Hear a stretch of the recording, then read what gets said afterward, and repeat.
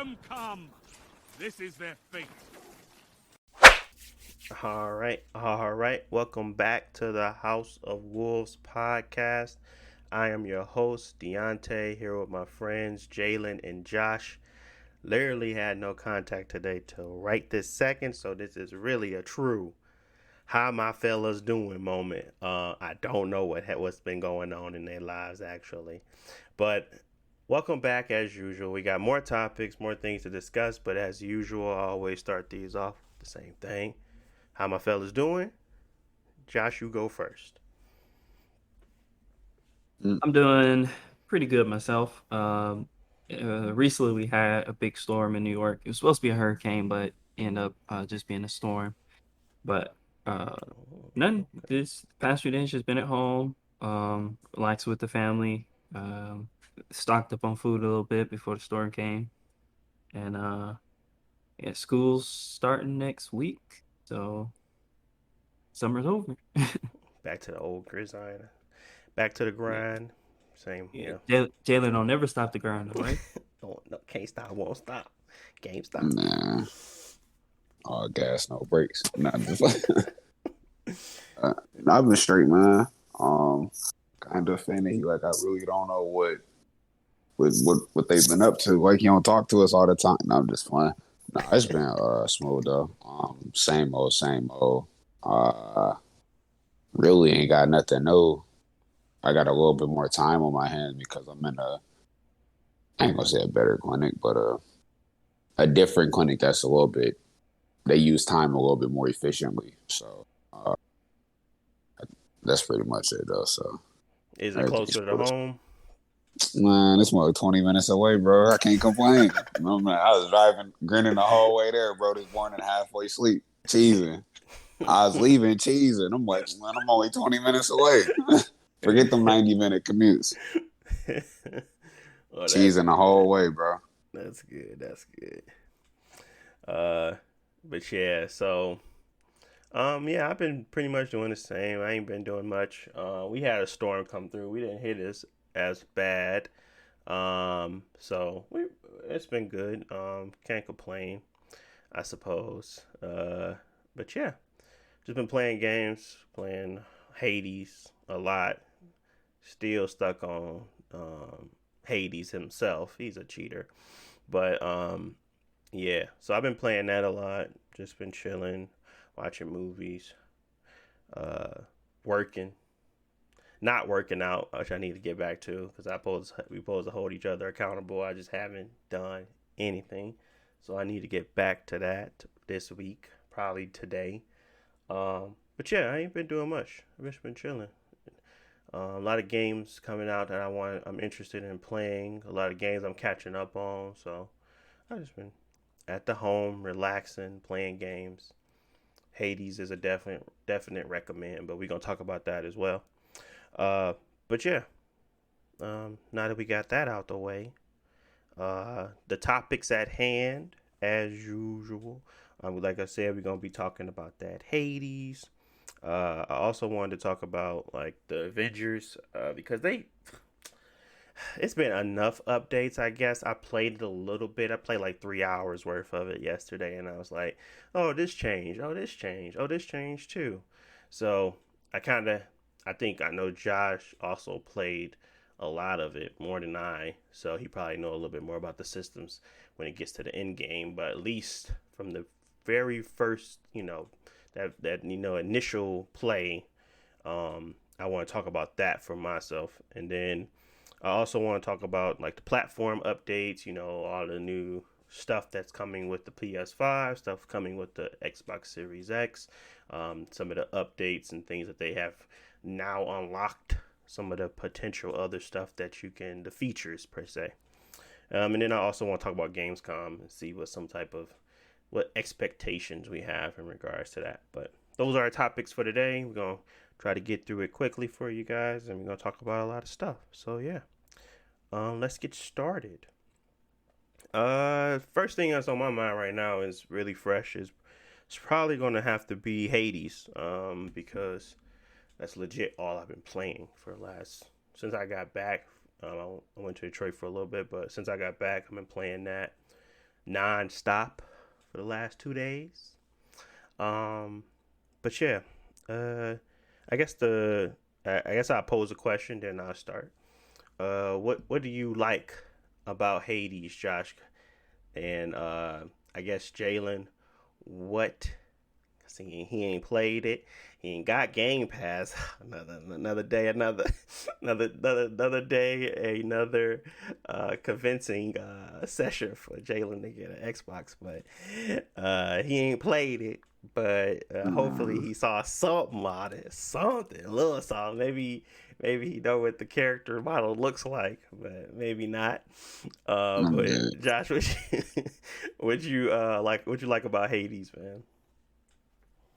Um, I I played the company's previous game, so I was interested in it. But for Hmm. me, Hades was something that was just easy to pick up and play. Like I liked the gameplay, going out on a run, fighting the different enemies, picking up the different abilities that you can get, and how quickly the gameplay becomes, I guess, addictive. Just because you feel like you got a good, decent uh toolkit where you can fight like all these difficult fights and go for a long Yeah, time.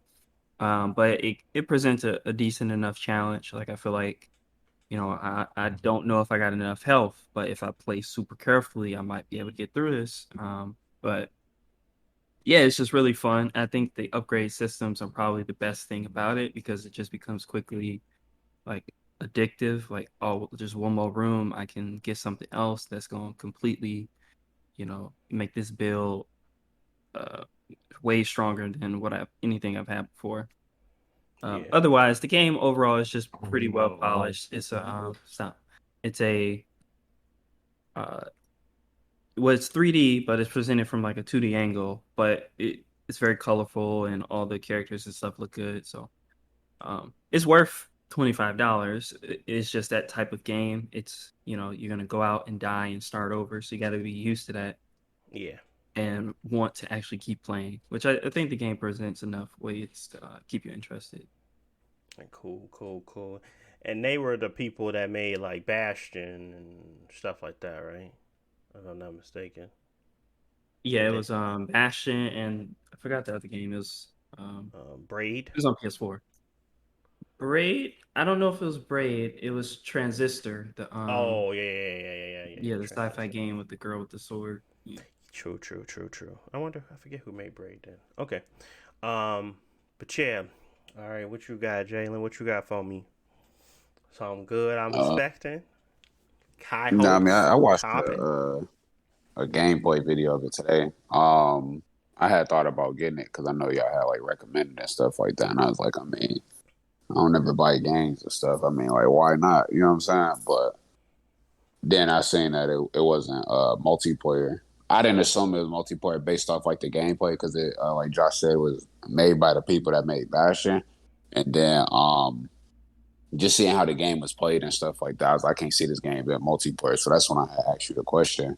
And then, of course, I seen online and said it wasn't, but that's why I was asking, like, why would I get this game if it's not multiplayer? But it do seem like it'd be an interesting game. I mean, the combat, it seemed like it's super fast paced. Y'all know I like those fast paced games and stuff, so I did think about giving it a shot.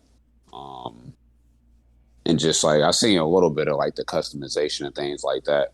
I just ain't fully wrap my head around a game how it's like a roguelike game or whatever. You know, we get that aspect of the game where when you die, you got to like start back over. And I didn't Yeah. fully delve into that because I never played those type of games. The only game I played like that was like Rogue Legacy, and that was Yeah. like a real simple version of those type of games. So, but I mean, it looked interesting.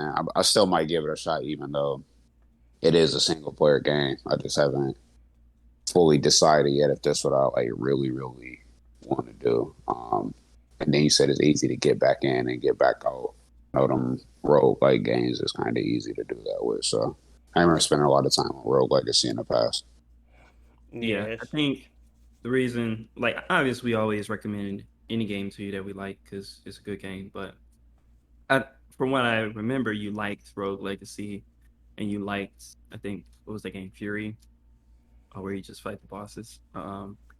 But it's just like a simple. oh, I got 20 minutes, or I gotta leave, or I'm waiting for somebody to call me, like you, just chilling at home, and just pick it up, play a couple of the different rooms, and it's pretty good combat, so you'll probably enjoy it. But it's easy to pick up and just put it down since it's really no obstacles as way. It's like you gotta go through the cutscenes, or you gotta wait for a save point because it automatically saves, so you just pick up and go. Yep. No, that makes sense. I say I'm more inclined to get that game than I am an Xbox. So y'all trying to convince me to get it. Y'all doing a better job with this than the Xbox. I don't know what y'all doing when it comes to Oh Xbox my stuff. god. I mean, you did say it's $25, which is more than what you was planning on spending on the game. Exactly. But if it was Game Pass, you just hop in, you like it, you don't like it, and that answer comes super quick without having to spend no extra money. Exactly, Well, just like you would have did if. I mean, a good thing they had a beta though, because you straight up was like Back for Blood. You gave that game 2 seconds. That game GG's man, now. my I'm like, man, dude's you ain't camera even look catch at the pretty. whole mechanics. You don't even understand the car system. He said, man, how much is we finished or is we done? That's how he was. Right after we got Dude, done with the first act. Like part one, he dude, said we finished or we done. I was like, come on, man, you gotta give it a little more time than that. man, it was Not unbearable, this dude. I'm kid. like, the camera. I kept, man, I couldn't even run through a doorway. I kept missing a doorway. I'm like, I ain't never played an FPS game and I can't get through a doggone doorway because of the way the delay or the latency and the control. I don't know what was going on. I don't know if it was the PS4 or because of the frame rate. It was an option. I don't know, but it was just To I give couldn't y'all play that. some backstory, Jalen claims, because I mean, I believe him, but he claimed that the PS4 Pro version, right, it was running at a bad frame rate and it was very delayed in its responses from when he had hit on the controller to what had happened. So he couldn't even get through stuff. He couldn't get through doors or anything. So basically, it was non-enjoyable for him. But I told him, I said, "You got the PS5, or you got the Series X." He said, "Man, this game should be running just as good on this." I mean, I guess if it was 1080p, it should be able to run 60. But I don't know. Maybe it's just broken on there right now. But whatever Man, the case may be, Back for Blood was a terrible experience for Jalen. it was just like the buttons was fine. It was just whenever I tried to rotate the camera like that part was like throwing me. I was just like I can't even confidently aim and things like that because I need to wait to see where the thing gonna end up at once I touch the stick. So that was the part that was like it was just throwing me and I couldn't rock with that. But going back to like the Hades thing, uh I was like another reason why I asked if it was multiplayer because I was like, man, Josh did put that 20 on my account for the Final Uh-huh. Fantasy 14, but I ain't ever get to play it. So I was like, I feel like I owe him like a purchase or whatever. So like, We told you you to buy know the that, Game Pass for I mean not the Game Pass, but the Battle Pass for Apex, so you don't have to man, buy you it told again. me to, Josh said the same thing. Josh said just man. buy it so you get more skins. I, I felt a stronger inclination for you to want me to buy it than I did, Josh, and that's why I ain't do it. If Josh say do it, I'll go ahead and do it right Do now. you hear this man? I had a stronger man. Whatever, dude. I ain't trying to hear you. This man is annoying. Josh, what's the word, Josh? If you want me to I buy it, mean, whatever. probably the last season Battle Pass would have been better for Jalen, but this one, all they Exactly. got is bug costumes, which he ain't gonna use. So, Right, and that's what I told next him because he was season. at like 70. I was like, just buy it. You get the stuff that's there, and then you'll probably get like at least half of your money back because you'll probably be able to buy the other one if you do that. But he never did it, so it's Josh whatever. ain't say it. Man, we had a Commander whole Josh ain't say it. discussion. Man, we had a whole discussion about this. But you're right. You're right. You're right. All right, it ain't my money. He gave it to you, so I can't say nothing. But I think that's a cop out. Yeah, I guess my opinion on Hades is probably similar to Josh's. It's really a good game. It's very addictive, very so much better than Returnal. I don't care what nobody say. And it actually is worth the money, every dollar. I don't think I've had that much enjoyment from Returnal just because it's simply how they set it up and how it kind of and this is not a comparison, but really that's what they are. Roguelike games, and Returnal just has bad mechanics at some points, whereas Hades has a pretty enjoyable, situation throughout the entirety of the sit through. So, and their playtime is shorter. You get more enjoyable. It's more addictive. You just, when you play Returnal, you feel like you're going to get punished if you die. The point of a roguelike is to die and learn from your mistakes, but you get extremely punished sometimes, and it's just boring. So I'm not going to finish the Returnal, but I am definitely going to beat Hades. And I've met him quite a few times, and he just sucks. But but yeah, I'm going to give What that time. Go ahead. What's your go-to build? It like was the weapon? shield. It was a shield for a while. But that's the first one I got there for. Like, I got there with the shield like 5 times or something like that. So I didn't fought Hades like 16 or 15 times and lost each time. But I like the shield. I started using the gun because I feel like once you get to shoot one, you can just keep dodging and just shoot it, and it's so easy. But the shield is kind of the same because it homes missiles, everything around it, so it's still fun to play that too. But I really feel like I need a broken build to beat Hades because he's so annoying in that even if you try to legit just fight him, like you ain't gonna beat him with that sword because he got area effect attacks that you just cannot dodge. Even if you got old girl, what's her name with the shield, her junk is not good enough. You Athena. gonna get smacked. Yeah. Athena, yeah. I just feel like there are certain builds that you need to have sometimes when you're fighting them because when you're going through those rooms to trying to find the treat, GG's, bro, with all them freaking poison everywhere. I'm like, bro, this poison is annoying. But yeah, you just need something that's a little bit more range and a little close up action. So the shield do both, best of both worlds. But there's also the bombs with the gun that really gets it popping too. So I like all of it. It all mix and match real well. I obviously have my favorite gods. I really like the God of War. I really like the old girl that make them weak, and I also really like Poseidon because he knock them back. So those are my like go tos. Hmm. But then I also like Critical Girl. I don't know her name though. It's green. She got the Artemis. bow. Yeah, Artemis. She got that bow and she go crazy with the crits. If you get a good build going, then you can really go crazy with a gun or and with crits. So yeah, I mean I like all of them. And probably gonna experiment more with the crit girl now because I really started seeing how useful she could be when you get like good stacks of crits. Like she go crazy. But yeah, I just experiment all the time. I just have fun just going in and seeing, okay, what can I do with this build? What upgrades can I get? What, mirror stuff I can unlock. So, just continuously going through and just, okay, if I get a few more keys, it's really it's not repetitive. It's fun and it's like different every time you go in. Plus, you got the dude that can mix it up, and you got your bad stuff when you go down to see my man's. I don't know his name though either. You go down those potholes, and go into the Okay. galaxy world. Yeah. I don't know their names, but I know what they can give me, and he be giving me that good stuff sometimes, like my attack up 50% or whatever. So yeah, it's just cool to play that game and just chill out and play a few runs and stop, and play few more runs and then stop because you like again you can pick it up and drop it, and it's very easy to do so. So I have a lot of fun with it. Plus the story is okay; it's not bad, and I like hearing what they got to say, and they uncovering all these relationships or whatever.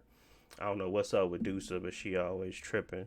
Um, it's just cool. I guess it's like I like the character design, I like the voice acting, all of it flows together well for a roguelike game. That's $25. Definitely one of my favorite games I played this year. So yeah, I like it a lot, and I recommend it to anybody that Yeah. likes those types of games, especially games that you like. Even if you never tried a roguelike game, Hades would probably be the best one to get into to play a roguelike game. Don't start with Returnal. you won't like it. But if you like Yeah. Rogue Legacy, or if you play Rogue Legacy is a little boring. So I'm not boring, but in that aspect, but it's not like upgradable to the point where you feel like you're actually making progress. Really, all the point is to get money, and if you're not really getting that much money, you don't feel like you're producing when you come to your runs. You're not gonna feel rewarded. But Hades, it's like it's always rewarding, regardless of what you do. Whatever you go in and get, it's gonna come out, and you're gonna have something to actually obtain afterwards, right? Regardless of what you do, and even they reward you for experimenting. So if you go in and just try a different weapon, you're gonna unlock bosses that give you drops that you can't get if you keep using the same weapon. So whatever you do in Hades, you feel rewarded. So that's the good thing about Hades. That's why I had the issue wrapping my head around it, because I like you said, like Road Legacy, you just kind of learn from your mistakes. You hoping what they call it, RNG, give you like a good run or whatever, like stuff that's not as hard, and you just backtrack and doing the same You have more kind of control exact in areas. Hades. You have more control. Yeah. They give you a lot more information. Like, Yeah. well, number one, Rogue Legacy is also a platformer, which Hades is no platforming at all. So you ain't got to worry about that type of stuff. It's just go into the room and fight the enemies. Sometimes there are traps there, but most of the time you ain't really got to worry about the traps. Right. It also gives you information about the next room that you're gonna go to. Like it's like two different paths. Go left and you get, this buff. If you win, go right, you get some health. But it also tells you if it's more difficult. Like it'll show you can get more health, but this room is more difficult than the room than what you've been doing so far. So you can choose to not go that way if you don't want extra challenge or stuff. Right. If you don't want to And fight a plus, boss or something, it'll tell you about the skull or whatever. So sometimes. yeah. Do, And do plus, they like you give said, oh, go ahead. my bad, you can go ahead. No, I was just gonna say, like Deontay said, because it gives you multiple currencies, you can use it to upgrade different things. So if it is, you play for a long time and lost, it's not wasted because you always can use that to, upgrade your stats permanently or to increase your odds of other stuff showing up, like more money drops or more healing items might show up or stuff like that. So you always benefit from every run. Yes. Okay. No, that makes sense. I remember on Road Legacy, of course, you got the RNG of like how hard they're gonna make the levels and stuff like that. But you also got the RNG of like what type of like descendant you gonna get. So like obviously, or in a game, everybody is like a lineage or whatever, but you might get the dude that ain't got no disabilities or something like that. But then you might get another dude where he might move slower. Or I ain't played in a long time, so I don't know like any of the debuffs. But you might just get a bad run just because your hero or the lineage that you got, he not good at doing this, or he can't jump as high, like he got like limp legs, or just that weird stuff that just kind of make this next game ain't got run no debuffs defective by default. Like Yeah. there are debuffs, but they debuff come yourself. like later, and you got to choose if you want to do it or not. Yeah. But like Okay. it ain't no baked in. You have to have a debuff. Right. Yep. So, like I said, I think it's really cool. The mechanics has lot of longevity to it. I've been playing. I'm pretty sure I've played like 20 hours or so or more, if not more, because I played it for like 12 hours for 2 days straight. So I know I played it a lot. I don't know what was my total time, but I think the whole run, like to complete it, took 40 minutes. But I used the gun because that was the one that worked the best, and you can get some really good builds going. Mm-hmm. The one I actually hated was the shield. You hated the shield? Yeah, like I would get pretty far, but like I could not get past certain bosses with the shield. And I'm like, this was easy with every single weapon, but this shield, I just feel so underpowered.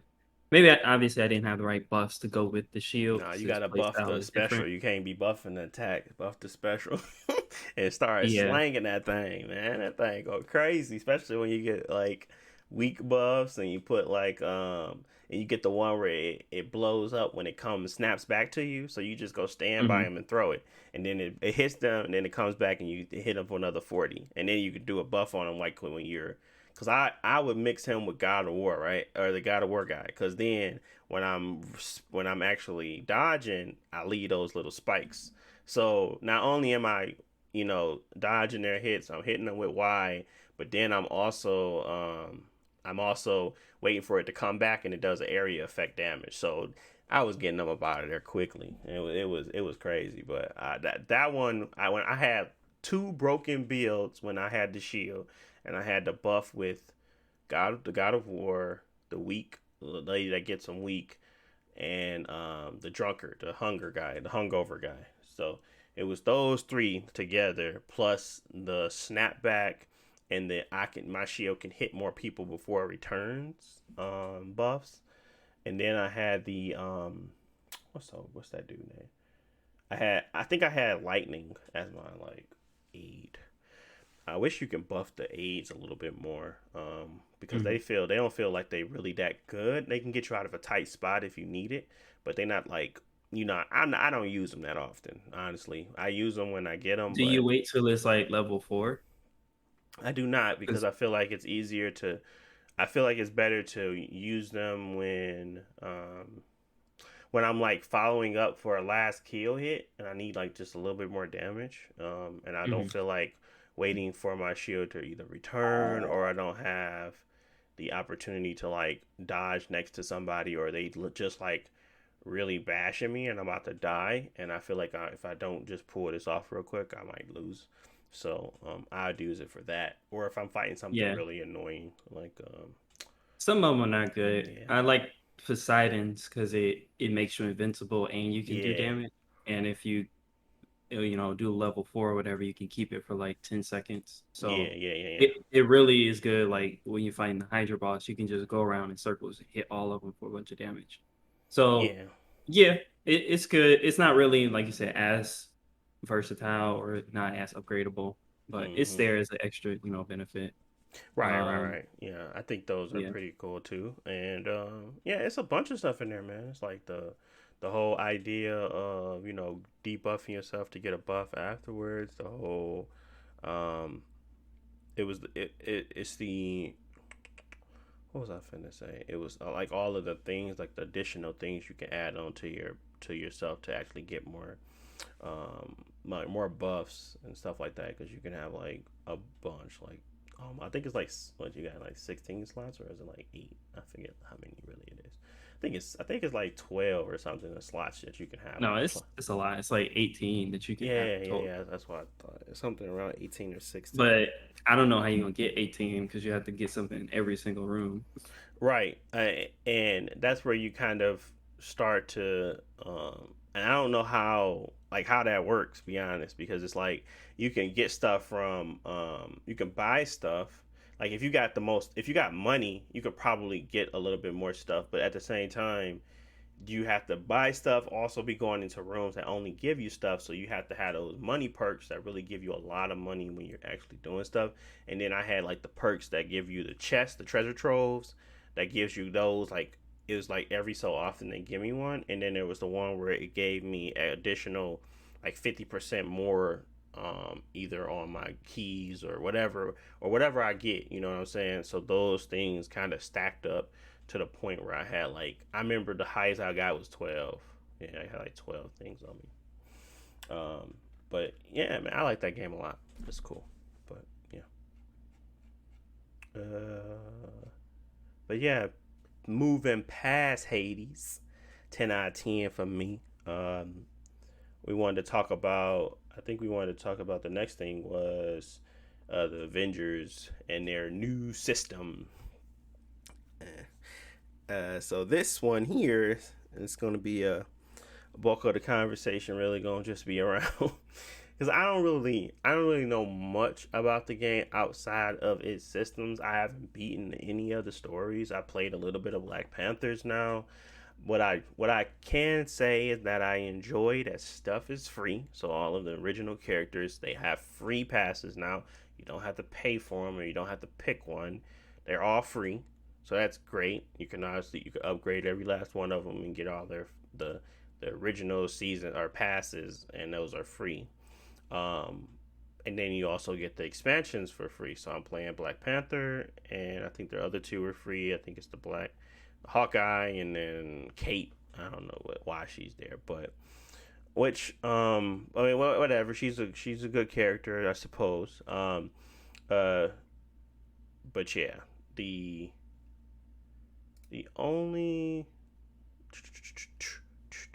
the only thing that that I guess I don't like right now is, um, I mean, it's still the same, I guess.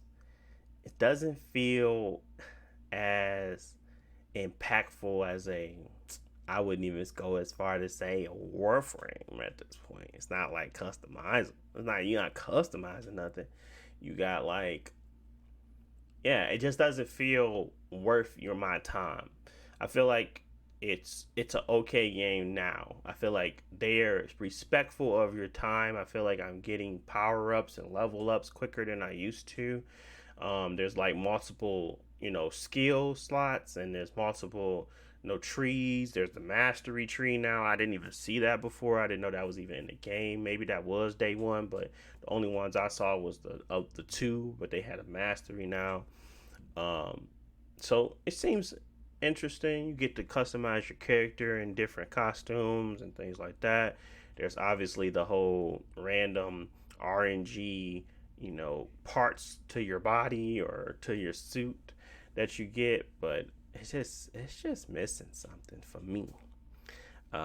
What you been? I guess what's your thoughts on Avengers as of now, Josh? 'Cause I know you've been playing a lot of the DLC, also the story mode and all that good jazz. Yeah, I played through all the main campaigns, and um, they were decent.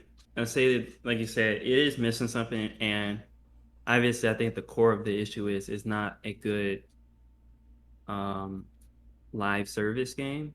Like it's a decent like single player game. Like some of the missions are too repetitive because it has to be replayable and you gotta get loot and stuff like that. But if they were just unique, just go to this base. This is a unique base. You fight the boss, and the story moves on. Like it's fine. All that stuff is fine, and the combat feels okay. The upgrade trees are got some interesting moves. Like the characters feel different enough.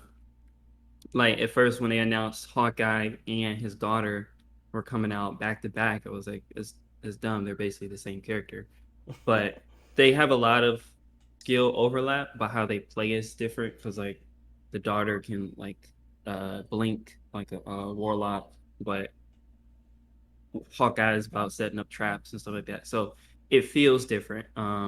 Hmm. So the combat is there. The story is it's okay. It's not really thing special, but if you like the characters, you want to keep playing with them. It is just really the mission design is boring, like standing around, hacking a computer, standing in a circle, wait for the thing to go. And these robot enemies just keep respawning. Um, Eventually the levels start to recycle, so you keep going out to the snowy area, and then you go out to the desert, which is why the last two DLCs have been more interesting to me. At least they were giving us new environments. Wakanda Hmm. seems to be the biggest DLC as far as like new content, because Okay. I only played like the first mission of Wakanda, but from that, I didn't see anything that was just copy and pasted from a different map. Um, so we'll see how much content is actually there, but I still think that whatever is there is good for probably one playthrough, but I don't see any reason to like play it through myself and then play it again with you and then hop online every week to fight new challenges and stuff because they have weekly things show up.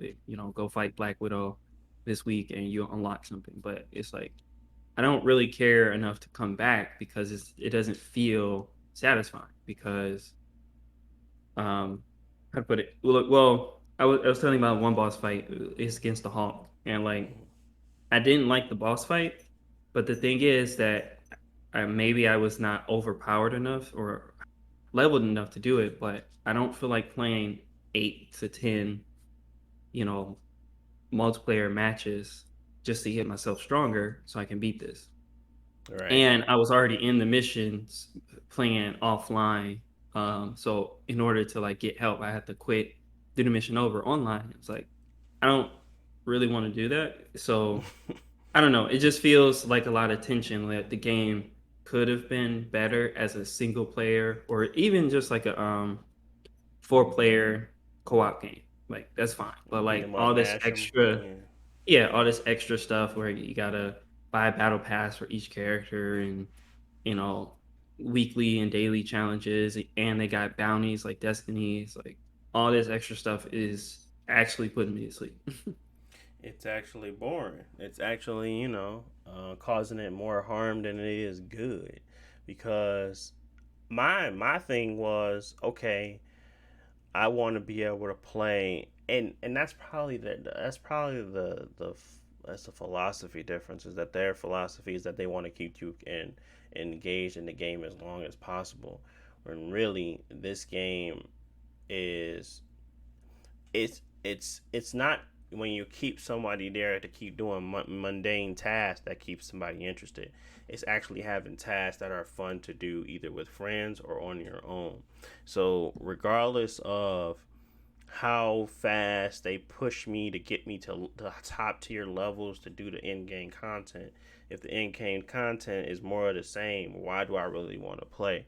I seen that they had like certain particular missions that you can do, but I didn't see any like raid things. I didn't see anything that was like engaging in that way where it felt like, okay, I need to play. Now maybe some mechanics there that I'm missing, but from what I saw, it was more of, okay, you get to unlock these. You upgrade your factions, you get rewards, you upgrade your character, you get to unlock newer missions, harder, difficult missions, and you get to go out and do these said missions online. There's a certain cap of how many missions there is. There may be boss missions, but there's nothing that shows that, okay, now we have to get everyone together, so we have to go out and kind of fight this thing because it's really super hard, or we have to really come together and really have some type of teamwork. But I don't know if that's something I want to do in Marvel anyway. Like, I would rather than went the Marvel Alliance route, where you just had so many different characters and you had so much stuff you can do. And, like, it felt like, just some more. It just felt like a more polished Marvel Alliance. And Yeah, this honestly, if they is had less, like every character had like half as many moves, but they were able to add more characters, I would prefer that.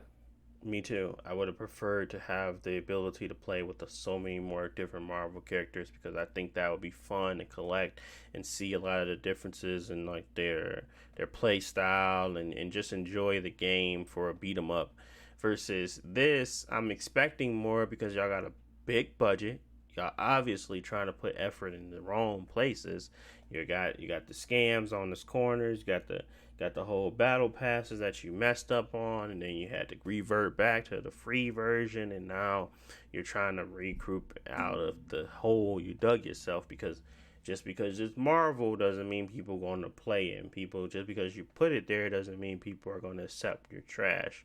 So it should have been free if y'all gonna do that trash battle pass version.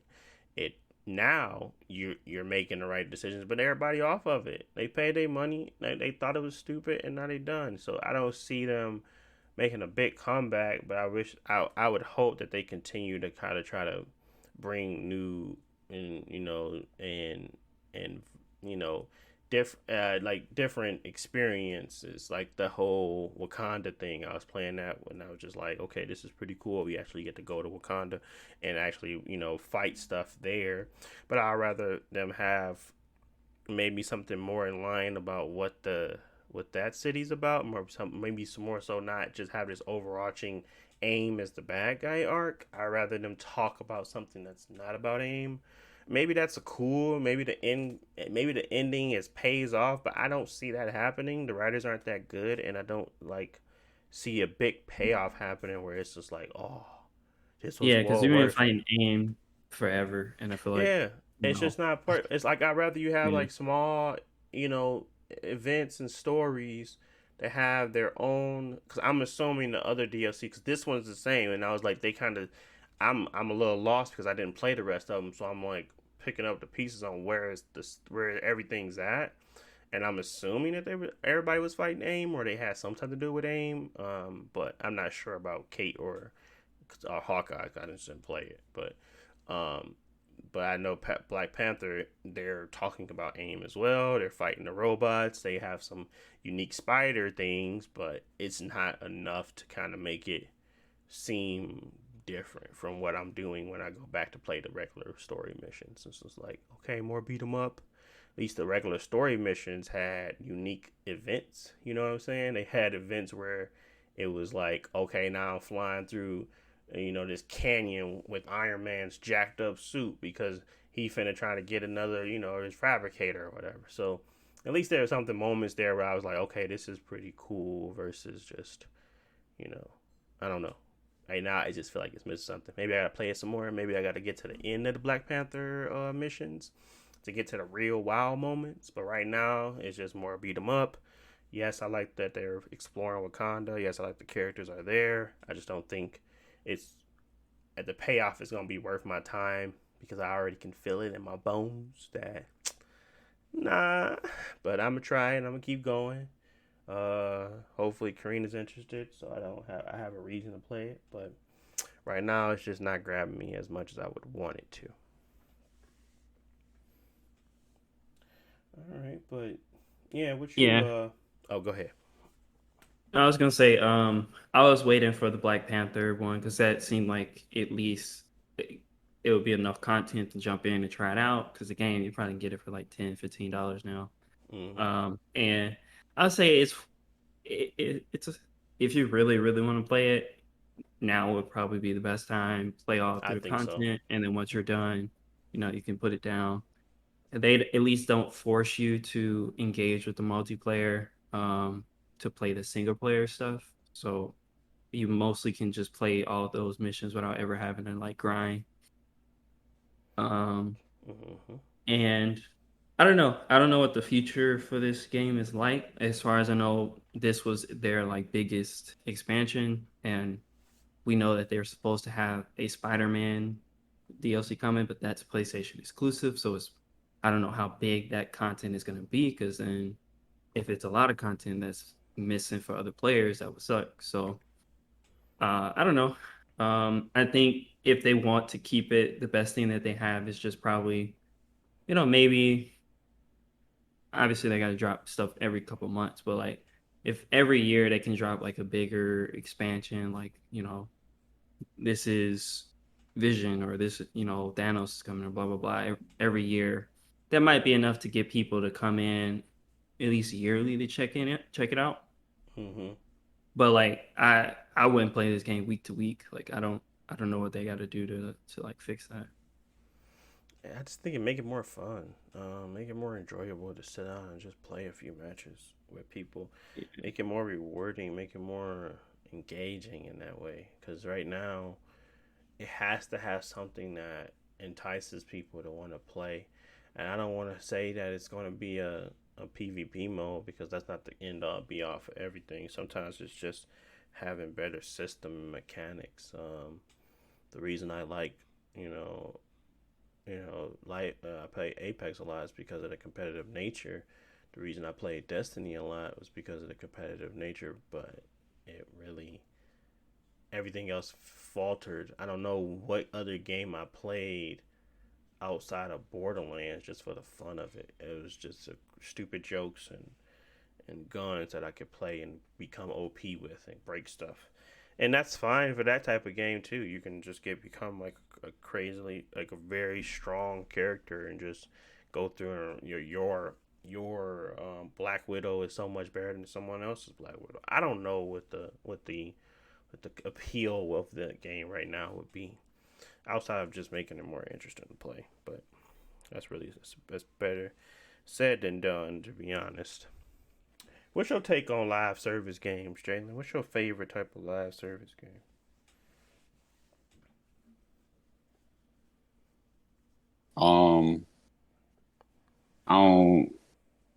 I don't know. I mean, it's hard to say. I mean, I feel like they have like they seasons and stuff like that. But you talking about just like online game, whether it's like No, Something like live services are different from like online. It's more as like those Apex of the worlds, those games that kind of get updates a lot and they don't really change. Fortnite, Apex, Yeah, Destiny, um, those types of like Avengers is one of those games now too. Outriders, those types of live. Even though they consider it not a live service game, Outriders is a live service game in my opinion anyway. But those games that kind of just get it Warframe, get expansions, and they kind of continue to move forward in that regard versus like actually changing the game. So you consider Destiny one of those games then, even though it got a sequel? I consider Destiny a live service yeah. game. Yeah. Okay. Honestly, at this moment right now, I would say Apex. But that's just because of uh, I don't want to say it's Gameplay is like, really truly important to you then, because that would be the only thing that brings us to Apex for you at least. Is truly just because you're not like you don't care about the characters, the lore, or any of that stuff. All you really care about is the gameplay. So really, truly, if the only thing that really matters to you when it comes to like picking a live service game would be gameplay, right? Or no? yeah, I mean, y'all know how I feel about like graphics and frame rate and like glitches and stuff like that. So I know I don't care about graphics. It's like, you know, like you when you can see everything on the screen and stuff like that. I just need like a game that's at 1080p, run smooth without no frame rate drops, and then just got like a smooth gameplay and don't be having like as many glitches or subjects, you know, buggy or whatever. So Apex is good enough in that regard. But the one I had the most fun with, of course, is like Destiny because it was a bigger picture. Like I cared about some of the loot to some capacity, but at the end of the day, I just felt like it had a little bit more depth than what Apex has to offer. So I say Yeah. Apex is my favorite at the current moment, just because of the gameplay. I know I don't care about the other stuff. I ain't even know how to heirloom, so. Yeah, that's very, very much so true. Yeah, I think live service games are really hard for me. Because they can be simplistic in the format of you jump in and jump out, you can make progress, you don't. But, Apex puts the progress more so on how your skills than progress in anything else. Like they just want you to be better at your skill level. And like they're not focusing on, trying to make the more so they want obviously they want stuff to sell and the lore to be good, but I think the main focus of that game has always just been to become better at said game and use the stuff that they put in the game to become better. So they don't want to break that up at all. They want to keep the stuff the same, so they make you feel like whenever you drop on season 1, you come back season 8. Only thing changes is how the map look, but really fundamentally everything is still the same. Grenades, whatever it may be, you know what I'm saying? So they want that to be the forefront, the core of the game. And that's truly what makes Apex good, is because that core is still there. I think Fortnite does it a different way. They kind of know if you leave and come back, it's gonna be different, regardless of what you may think. They're gonna add stuff that's gonna make it really hard for you to get back into the groove of things, because they got the building, people master builders. They have different items that they can use to kind of create automatic builds, and it's just so many more variables when it comes to that type of game, that it's not more so about the competitiveness. It's more about the stuff that you achieve while playing. Like a lot of my cousins and nephews and nieces, they enjoy the game because they can go in, play around with some of the interactables, have a good time, and then it's not like they're playing it to beat somebody else. They really just playing it to have fun. They like the dance moves or whatever. They like the stuff that doesn't really matter to us.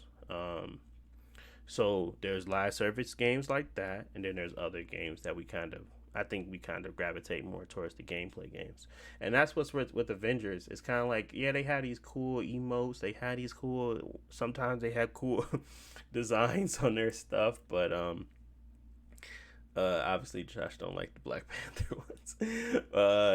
But yeah, they have cool stuff, but I don't know. It's just missing like that factor where it's like, dang, this is really cool to chain this stuff together. This is really cool to make cool combos with a friend, or I don't know. It just seems something's just missing, and I find myself drifting when I'm playing. And I'm just like, okay, let me. How many times I got to punch this square button? Okay, how many times I got to dodge? Okay, how many times I got to punch this square button again for he did? It's not like no real challenge. And maybe once we get to a challenging portion of the game, it seems fun again. But Borderlands was never challenging. It was just broken. And for me, it was like, okay, it's not a challenge, but I'm about to spam you until I get the favorite weapon I want. I have a goal inside of mind, and some of these games can pull me to that where it's just okay. It's about the fun. It's about that, and it's not about competitive and being better. Most games I play is to be better, but now there's only like a select few that I play that just fun. So I don't I know. feel like the my thing is with the live service games. I mean, if a game is free to play, I feel like theoretically it should make it like an easier like entry, like a threshold, like a lower threshold of entry. Mm-hmm. And but I feel like with me, when I see those games and stuff, I'm not inclined to play them because I already know. So I got games that I like to play, ones that I enjoy, and obviously I'm limited with my time and stuff like that. But it's not necessarily just the money aspect for me; it's the amount of time I'm gonna have to invest in order to get some of these returns and stuff in the game. So with that being said, if I was to go play like a free to play game, I'm like, well, how much time is it going to take me to learn how to play this game? How much time is it going to take me to, you know what I'm saying? I don't know how they're going to do their drop system. Is it going to be something like Apex where it's strictly cosmetics, or is they going to drop something where like, you get these items and stuff, you start working your way up, start getting legendaries? Like, is these items going to make an impact on how I play the game and go from there? And I felt like with Apex, that never was the case. So I could just kind of play the game and just kind of hone my skill versus, trying to avoid spending because I don't want to spend money on the game versus like trying to spend money to get certain items and stuff like that that might give me a boost so I can get more to like the in-game content. And then I mean they don't always be having the best gameplay type stuff. It's like, well, we got a little bit of story here. We got a little. I'm like, well, I don't really care about all that, and that's kind of why I have like the issue with it, and that's why Apex does a good job.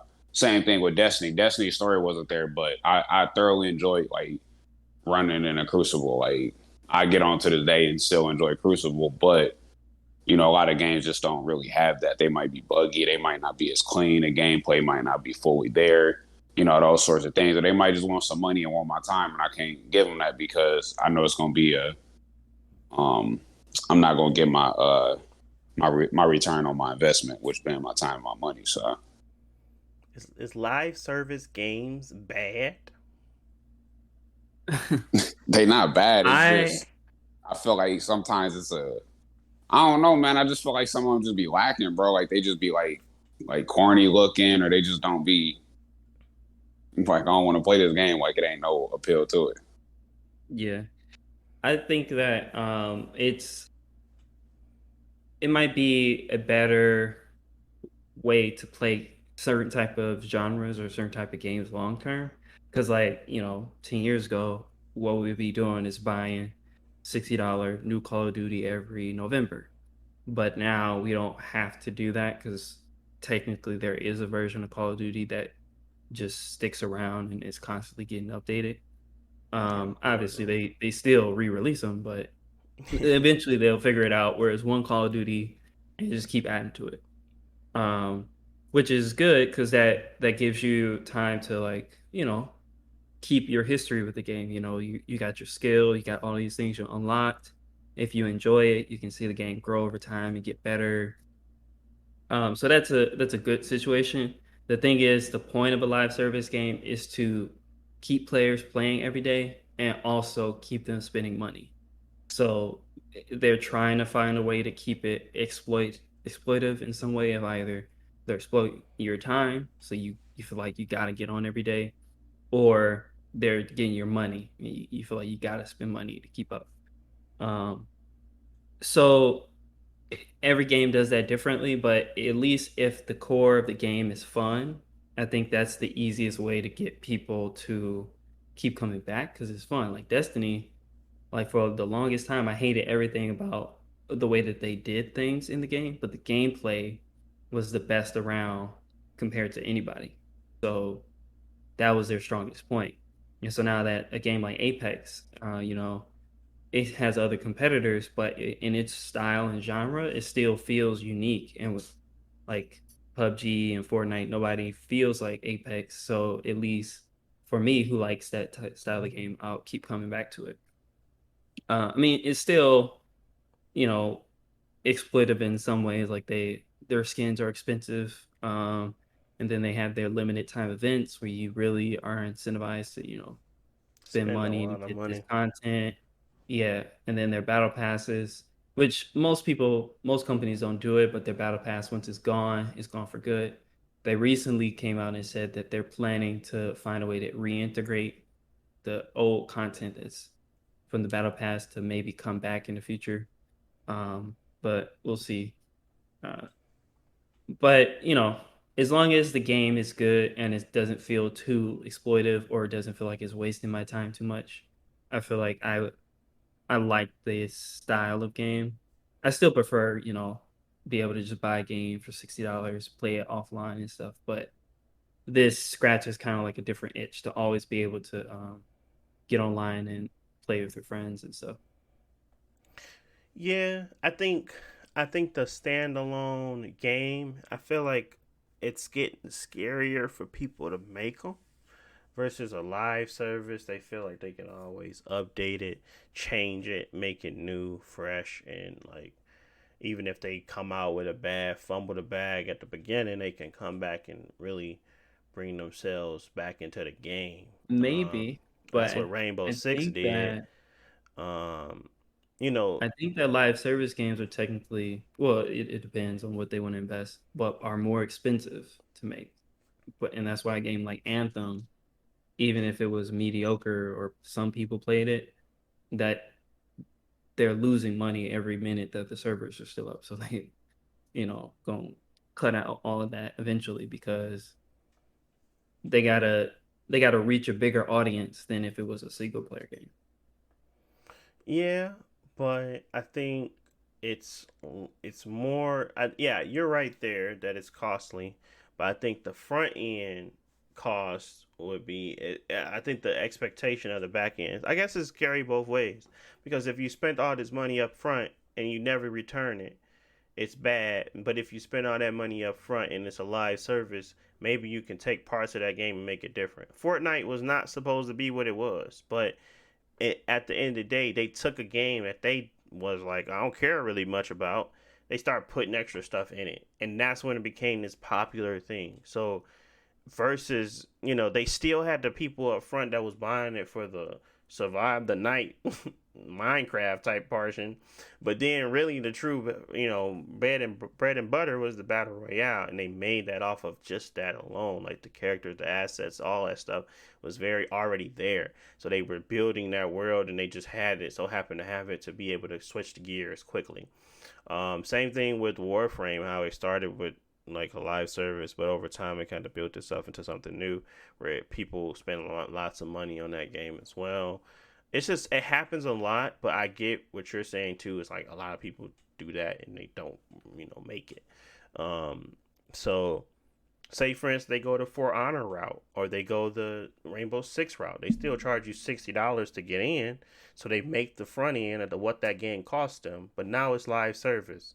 So yeah, they still have to keep making that money, but then they can have the opportunity to change, use that money they either received or money that they're going to receive from the live service, season pass, all that crap, and kind of go from there. So um, it's a play. It's like a really it's really a finesse game out there for real, for real. I don't know what the best option is right now. I honestly don't. I don't think having The Last of Us Part 2, spend all that money on that game, and then for it to not be played anymore because simply it doesn't have any type of service behind it. Obviously, they're waiting to put out a multiplayer for it, but for that game to have spent that much of a budget on there and to lose all those assets like that, it don't sit well with me. But I don't like live service games either. I prefer my games to be standalone sometimes. And if they're multiplayer, that's fine. Um, they can't be multiplayer and suck like the Ascent right now. It's just getting worse and worse. Every time I read a story about it, it's just gotten brokener and broke. It's just like I don't understand that game no more. But there's other games that are really fun to play, and they were, lives or multiplayer and stuff like that. I don't know. I do live service games suck? Do they make it worse for people, or does it make it better? Because I feel like live service games make you put so much time into it. Sometimes you don't even realize that you're not playing anything else, and it takes so much of your attention sometimes that you feel like this no longer a hobby. This is like a job I do daily. And Hence his name.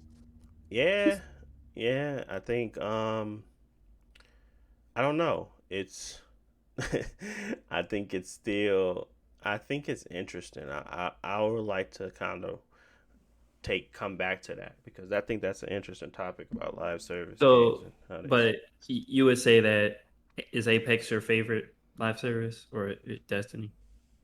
It's still Destiny simply because it offers more, and I always will like to play Destiny, and I will probably play the Witch Queen to see what it's about because I was interested in their lore and they provide in-game stuff about said lore outside of me just reading their articles, the comic books, and talking to y'all about hearing their one-liners and Watson and all that. Destiny just does more, so that's why they still are my favorite service. But the gameplay has been lost on me now, where I prefer Apex gameplay more than I prefer Destiny's. So they lost that category, but they still win because it's still a decent game to play. They have a terrible Crucible, but hopefully they fix it at some point and they actually start to care about their game again. They're doing a lot of changes, but not enough for me to go back and really put time into it. I'm always going to be good at the game because they don't change enough fundamentally to be broken. They only change just cheesy things people can do to you. Like, your skill level is still high, regardless of what y'all think. When y'all go back to that game, if y'all just know how to shoot well, like we do, and know how to move around, corners, we still can win. It's not like it's difficult. It's just they do cheesy things. Like we used to do cheesy things when we used to blink and party crash. We used to do cheesy things where we used to throw, our Nova, our whatever they're called, the ones where they seek them. It was cheesy things that you can do in that game to make it funny, but it was still stupid to play against. Cause I'm like, bro, all he doing is holding this position and using an arc blast, it's like all they're doing is being a boring way to play. But you can still beat them because once they lose that special power they have, that skill come into play, and you ain't got that. You ain't gonna beat me with that. So that's where it becomes fun for me to play Destiny. But it's always going to be that way because they rotate in new trash. Like right now, it's the trash is unbearable for me. It's the whole ice and the all of that crap right now is just terrible to me. I hate everything about it, all of it. They need to just get rid of it, but they never will because now they introduced it, and the darkness is here to stay. But it sucks, and it's like a really bad mechanic. And a lot of people are abusing it, so it makes that gameplay not fun. So Apex never does that to the point where they won't change it. You see what they did this year. He only been out a week or a week and a half, and they already nerfed him. So they want to make sure that their gameplay stays fun. They want to make sure it's not cheesy, broken, or like nobody's incompatible. Everybody's incompatible with something else. Destiny doesn't do that. So until they start doing that, they're going to continue to lose me when it comes to that. But live service wise, just because simply they do more and they offer a story and they offer more things to do, I'm going to have to still give it to Destiny. And when I'm going to play the Witch Queen, more than likely. I'm probably going to give it another 40 hours of my life. But, let's see. If it's fun, I'll keep playing it. If it's not, I won't. But I don't think I'm gonna jump into the Crucible. I think I'm gonna just do the PVE stuff, get the weapons I want, try them. But I don't think I'm gonna jump into PvP. I just don't think that game is really ready to make the decision to balance Crucible. They're not ready to do that, so I'm not gonna give it my time. It's impossible for them to balance Crucible and keep the identity. The identity of that game is to try the things that you earn in the Crucible. And if you can't try the things that you earn because they play different and they play differently from when they enter in the what's name and they separate it, that's gonna lose a lot of its identity. So there's really no way for them to fix that game outside of I don't know. Just there's no real reason. There's no way outside of doing some really drastic big changes and separating the Drift Crucible from PvE. They always gonna have a fight on their hands. PvE people gonna think that the PvP people are stupid, and PvP people gonna think PvE people are stupid because obviously this thing is broken and they don't want it to change. So They should let you vote to ban weapons or abilities before the match, like League do. hey, that would be fun to play. That'll actually bring me back in if they people banning stupidity. I hate the fact that you can change anything you want. So it's not like they can't do. You can change everything about your loadout. You can change your class. You can change your grenade. You can change your jump. You can change everything. It's so many variables in Destiny that it's like, why not? Why not just allow me to block this from being able to be played? Why not? If you want to play Crucible with me, you gotta block it. If you don't, hey, you can play with the trash people that want to jump around and smash ice all day, but not me. So Smash ice, man. That stasis so all trash. they did was smash ice. Smash The ice. Jump. Oh, smash ice. More ice. Smashed. Like, bro. Man, I thought you was cool with the ice at first, or maybe that was Jalil. I was never cool with the ice. No, that's it might have been Jalil. Jalil because recently he said it was straight. Yeah, he said they balanced it a little bit, and it's a lot better. And I just I just seen a bunch of pickaxes and ice pillars that was blowing me up, like stationary pillars blowing me up. I'm like, bro, what is going on here? I keep freezing. I use my super. I get frozen. I played see a pickaxe. I die. Not too long ago. Stasis has become normal to the point where it's not like every person on the other team got stasis. So they have done something to change that. I just don't think me going back just yet is the right move. I feel like now that they have tried to reel it in, it's time to reel in the trash stuff that people play with. Like they switched to now you get infinite ammo on your primaries. That brings back skill for me. That makes it feels like, okay, you're rewarding me for being skillful with my primary than to be crutching my shotgun or crutching my fusion rifle or crutching something else. That forces people to actually play with other things that may have. But then you got the people with the fighting lion. That's the primary. But they said they're going to break that. They said they're going to try to figure out ways to make it worse. So it's really hard for me to, trust them right now. It's a lot of stuff. I don't want to talk about Destiny too much because we can talk about it another time. But they trying. Right now I'm just not convinced. But I think the last thing that we wanted to talk about, or I think it's two things actually, platform updates, and then it was GamesCom. So I can go over quick some platform updates real fast. PlayStation 5. PlayStation 5 has finally gotten their expansion slots, but it's trash. Basically, if you ain't like, really into tech, you probably will mess up when you first buy one. Not saying that it won't expand your storage, but it may not be what you're needing for like compatibility to actually run well or run PS5 games on it. It may actually still have to require you to transfer them over to the internal. And I'm not sure if it actually can do that, to be honest. I heard that it will basically not recognize it if it's not the correct compatible SSD. But Hopefully that's not the truth. Hopefully you can at least expand it so you can have another section to actually expand your slots. But they opened that up. No, it's too much. It's too expensive right now. It's too much money. I don't like that.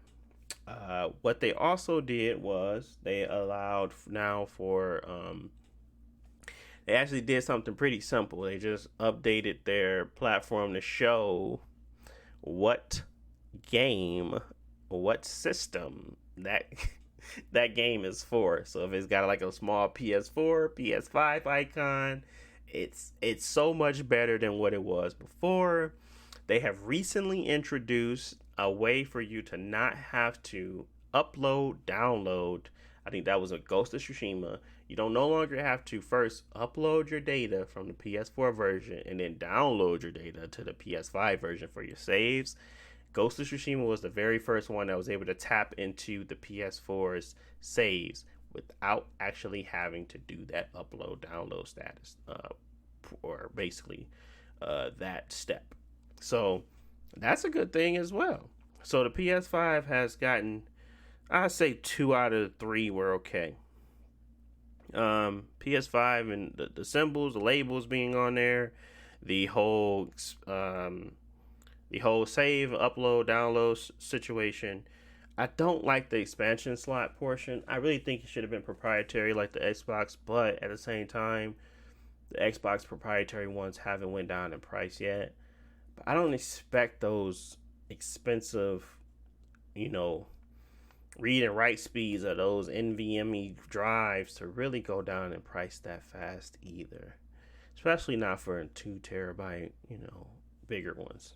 1 terabyte you might find a steal somewhere, but might not be the best option for you. But also in today's world where you got to worry about scalpers and stuff, I don't know.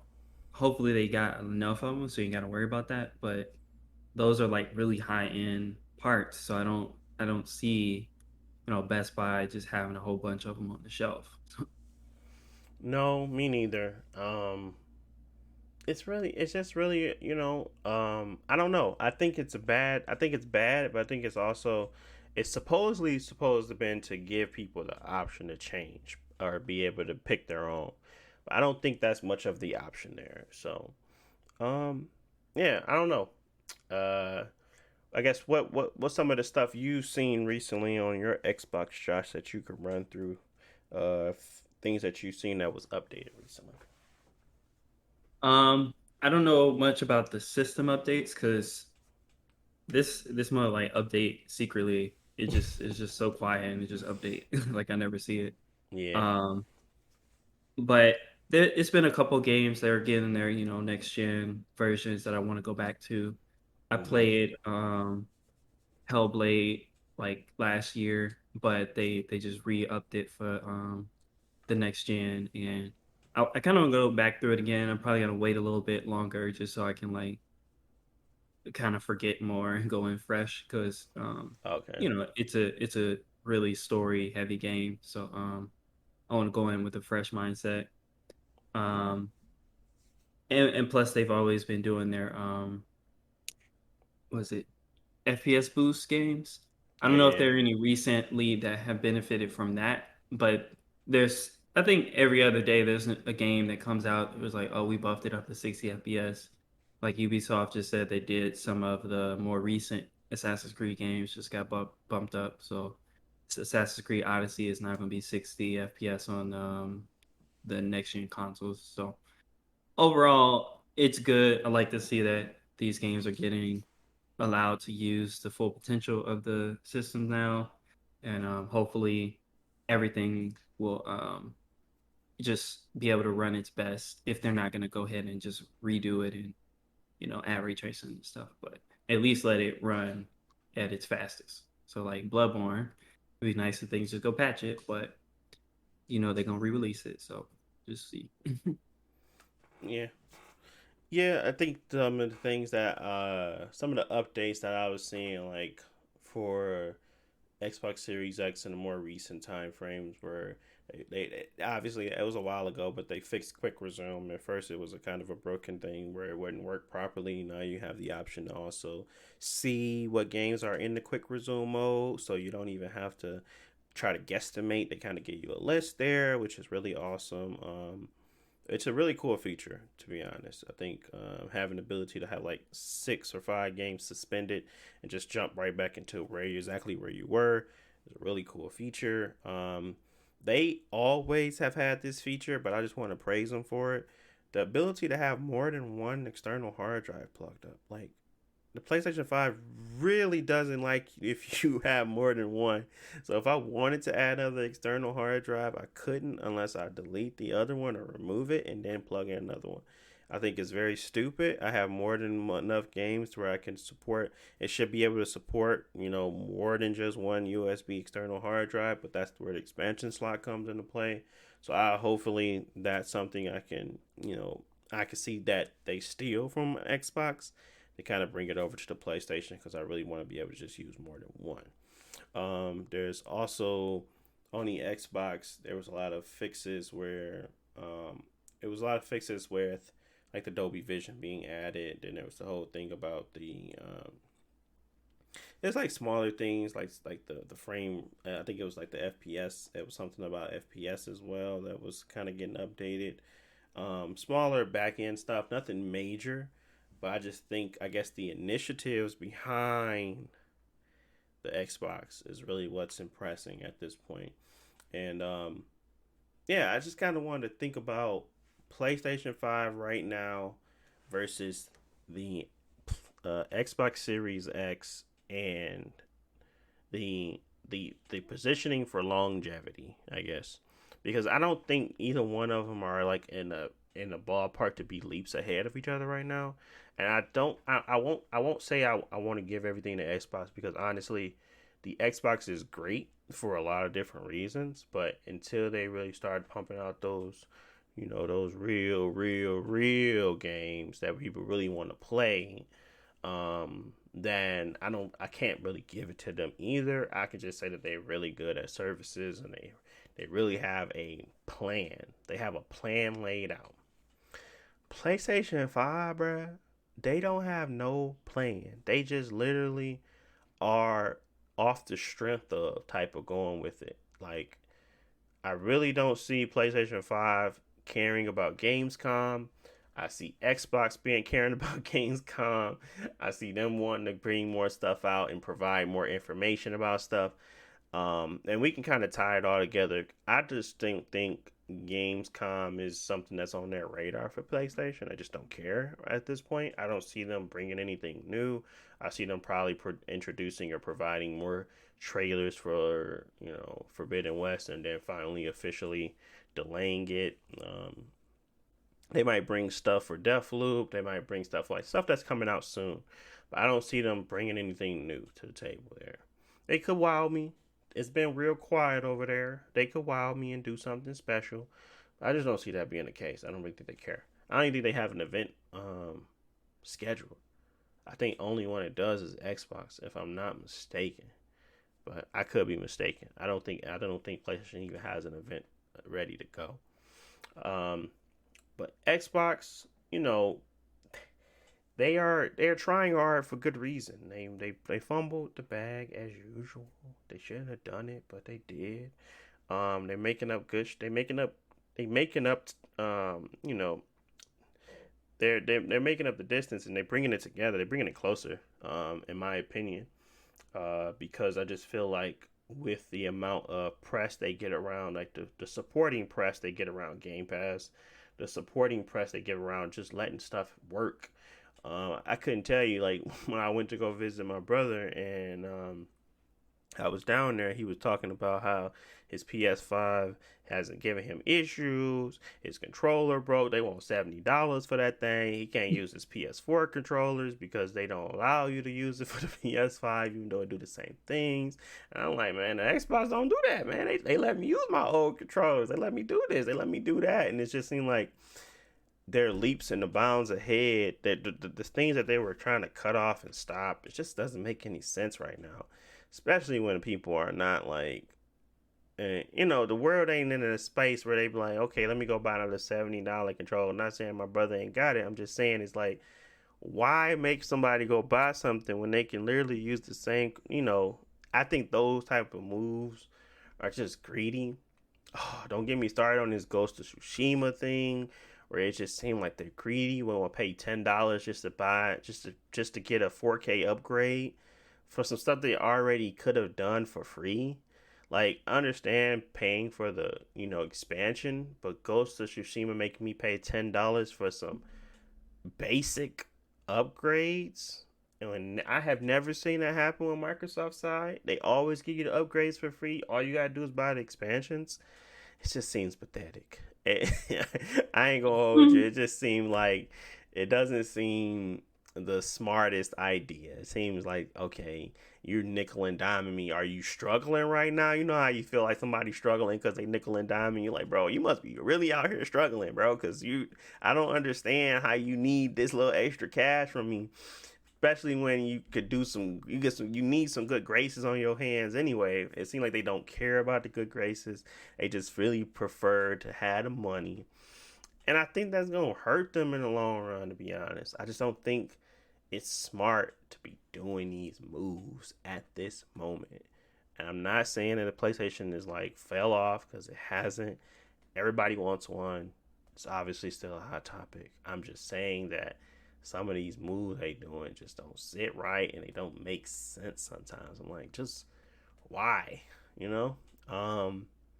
So I mean, that's where I wanted to leave it. I mean, if y'all have anything to add to that, or what's your expectations for Gamescom, stuff like that, I'll let y'all take the flow.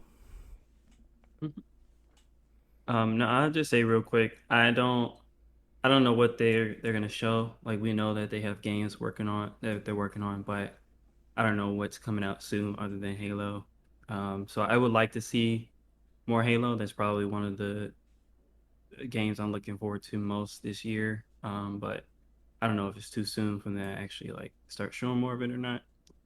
Um, I don't know. Like you said, Xbox, they have their things that they're really good at, and I kind of think of them as like a football team where they have a really good coach and a really good franchise, but they don't have the players, and obviously that's what people look for. And so Yeah. PlayStation, they got the team, they go out, they win their championships, and even though they're not doing anything else special, at least people know that they're good and they can win. Yeah. So Yeah, I we'll think see. I think that eventually Xbox will get there where they will have a decent lineup of games that people are like really interested in. It just takes time. It's been, last couple years just building that framework, in which honestly that's stuff that I really really appreciate from like owning the console. So yeah. yeah. Yeah, I think that's a good analogy, that they got a good coach, not a good team. Uh, at least right now. I like Bethesda, but man, you know me. The last time I played a Bethesda game. I think the last one I played was, Well, you about to play Deathloop, right? yeah, I Well, no, played that's Deathloop. Yeah, that's them, but it's oh, not okay. Bethesda. You know what I mean? It's not. It's like It's they're owned by they're them. It's not just, yes, yeah, yeah, yeah. yeah. So their outer games I play, but their inner core games, the ones that made them famous, I can care less. But I really want to play You want to buy Starfield. Skyrim again? Nah, man, I'm done with Skyrim. I tried to play that game 6 different times. Hate it each time. I was like, man, this who plays this game?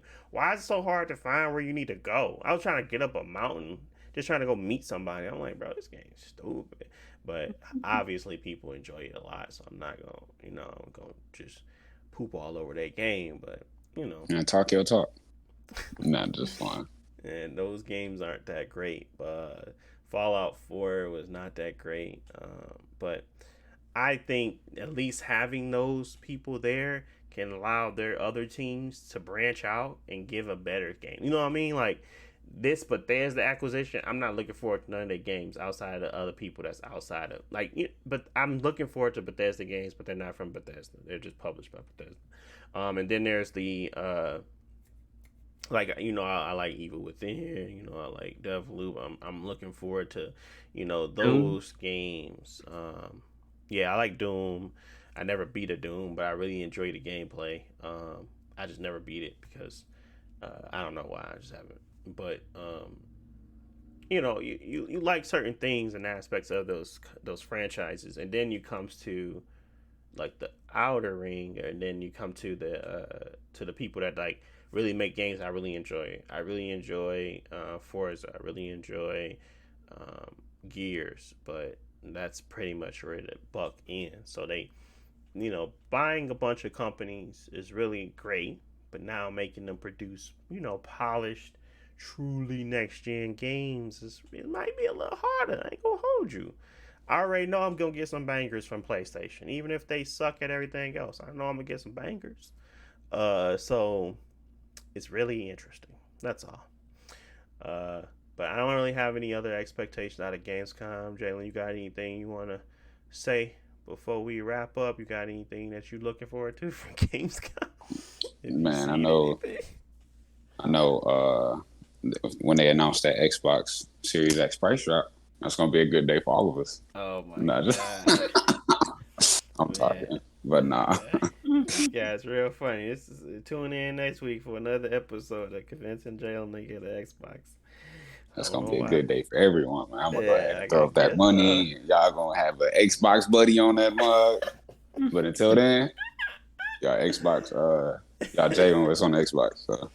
Man, you gotta get it for Halo. We gonna play Halo a lot. I know I am. Live service too. It's free. I mean, Man, it's free. bro, I stopped playing Halo back in 2012, man. There's only so much you can take of Halo. Nice to Halo Waypoint, Halo Wars. I'm over here want to play what's the point and shoot Halo games and stuff like that. Them playing themselves. They ain't gonna have no couch multiplayer on that game. It was that and something else. Forge. And Forge. It's gonna come season 2 and season 3. Dang, G. I understand Forge. That might be a little bit difficult, and it might be tied into Halo Infinite as a live service game now because it is. But dang, no co-op. Dang, y'all losing y'all identity. That mother better be cold too. I'm talking about. I probably have so many explosions. I gotta need to have everything crispy on that mud. But crispy. We'll see, man. We also want to talk about the pitfalls and downfalls of Game Pass because some companies ain't getting paid out. At least that's what I heard from Outriders. Square Enix ain't giving them a dime. But that was interesting to hear. I was like, dang, so you mean tell me y'all got all those people on there and then nobody wanted to, they didn't want to give y'all no bonuses? So, yeah, man. I think there is some pitfalls to having Game Pass, but there's some upsides to it as well. Definitely upsides. But yeah, that's pretty much it. I want to thank you guys for listening. As always, if you like the content, don't forget to, click the like button or wherever you thumbs up it on wherever podcast streaming service you're listening to. We got it on Apple, Spotify, all that good jazz. If you want to see the actual video version, where I just put up some gameplay of us playing Apex, more than likely. You can always catch that on YouTube at my YouTube channel at BCD Universe. Again, that's BCD Universe. But yeah, as usual, appreciate y'all guys listening. We'll be back in 2 weeks with some more stuff. Maybe recap Gamescom, more information about that came out. Hopefully Sony did something, but it's all yet to be seen, people. But thanks for listening, and we'll talk to you guys in 2 weeks. Peace.